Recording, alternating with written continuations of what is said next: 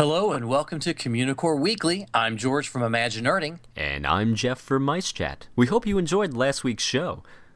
Now, Jeff, I know we talked about this beforehand and you didn't want me to bring it up, but there is a small issue that I think we have to address. Are we really going to talk about this? I think we have to. I think we owe it to ourselves. And our fans? Well, yes, we do. I've noticed on the past couple of shows on YouTube statistics that we've got 2 people apparently who dislike our show. 2. 2 people? Yeah, 2 people. I'm not sure what's going on. Well, I mean, it's only 2 people. But you know what? We want to be liked and loved by everyone. So, if you're one of those 2 people, email us. Tell us what you don't like about the show. Oh, and tell us what you do like. Mostly what you do like. Yes, we want to hear about that. And, no hard feelings. We just want to know. Here's another minute that you can't get back. It's the 60-second review. The Yak Yeti is probably my favorite restaurant property. Situated at the base of Mount Everest in the Asia area of Disney's Animal Kingdom, this table service restaurant serves Asian cuisine that combines flavors from China, India, and Nepal. My personal favorite is the sweet and sour pork from the wok menu, but they also have roasted duck, tempura shrimp, baby back ribs, lo mein, and each of them have their own distinctly Asian flair. For you less adventurous folks, they do have a Kobe beef burger as well. Hot teas, chilled sake, and Asian beers are also available, but my personal favorite is the Yak Attack, which is a mango daiquiri made with rum and wild berries, and I love it. And it sounds like such a girl drink, but I don't care. It's some really good liquid courage before you take on the Yeti on Expedition Everest. The restaurant itself is beautifully decorated with Nepalese artistic touches and features an array of artifacts from all across Southeast Asia. If you go, take a look around after your meal and get a feel of the place. They really make it feel lived in, like you're really in a restaurant in the shadow of Mount Everest. He's a nerd, he's a geek, but we all like to hear him speak. So listen up to the words from his speech. It's George's Book of the Week. There are 2 things I need to say about Disneyland Paris from sketch to reality. Number 1, I wish that every Disney theme park had a book like this written about it. And 2, if you ever run across a copy of this book, get it. This book weighs in at an eye-popping 320 pages. It is complete and utter eye candy with beautiful photographs on every page. After a basic introduction to the development of the park, the authors jump right into Main Street USA and follow each land in succession. Each chapter follows a similar pattern: concept art, development ideas, execution, design, and final results. The text is very engaging and supports the photographs. You learn more about the development of attractions and lands. Each of the major attractions, like Pirates, Haunted Mansion, is covered in amazing detail.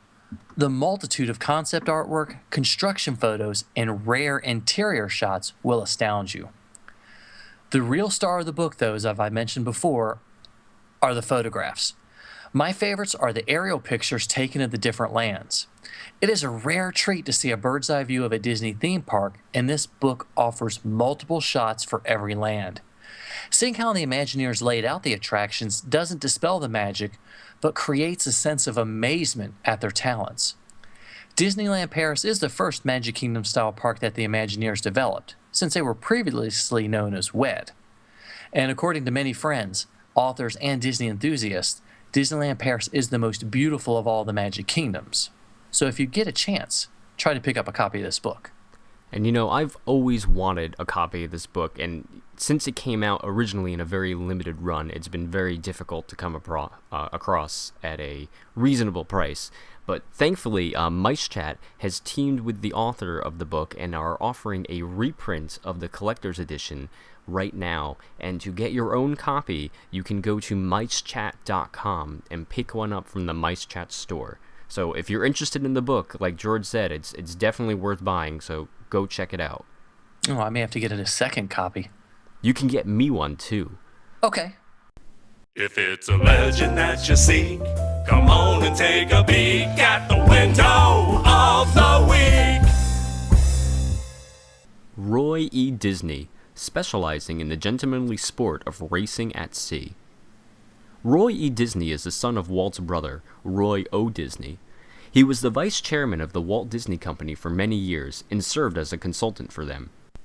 He was also director emeritus for the board of directors. Roy's window refers to his love of competitive sailing, for which he received an honorary doctorate from the California Maritime Academy for his contributions to the sport before his passing. Listed along with him are his ex-wife Patty and their 4 children.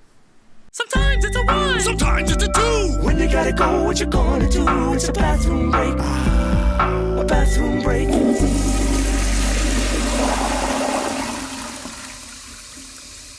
The bathrooms for this week are located at Disney's Hollywood Studios right outside of Rock and Roller Coaster Starring Aerosmith. Nothing too special about the bathrooms except for the signage telling you which one you need to use. I do love the baby change one, as well as the mom with the guitar. And make sure you pay special attention to the signage for the companion restroom. Sometimes you might see it, sometimes you don't. Hey, look, what's that? It's a 5-legged goat. Now you know, Jeff, more fitting for a 5-legged goat, the roof of the Norway Pavilion has real grass growing on it. That's right, because during the Viking and Middle Ages, most houses in Scandinavia had sod roofs. And sod roofs were great and a cheap alternative to building them out of wood. It may seem a little odd to us today, but the sod helped keep out the rain and the cold really well. In fact, in rural areas of the country, sod roofs were almost universal into the beginning of the 18th century.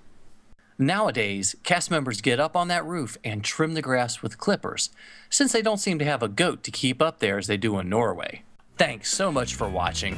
Please leave us a comment. And email us at communicoreweekly@gmail.com. Or like us on Facebook. Or follow us on Twitter. You can also still email us your entries for the fantastically fuzzy photo contest. Well, I'm George from Imaginerding. And I'm Jeff from MiceChat. Thanks for watching. See you next week on Communicore Weekly.